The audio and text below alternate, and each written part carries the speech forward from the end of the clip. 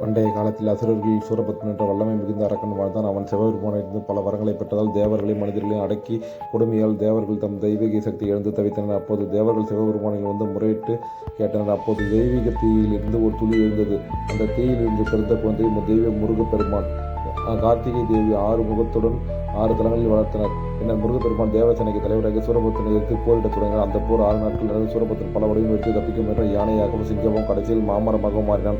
அப்போது முருகன் தம் தெய்வீக வேலால் அம்மாமரத்தை 2ஆக பிளந்து அதிலிருந்து 2 உயிர்கள் தோன்றி கொண்டு சூரபத்மன் இன்னொன்று சிங்கமுகன் அவன் மன்னித்து அவர்களில் மயிலாகவும் சிங்கமுகனை சேவற்கொடியாகவும் ஆக்கினார். பின்னர் தேவர் தம் மகளை தேவயானியை மணமுடித்து வைத்தார். முருகனுக்கு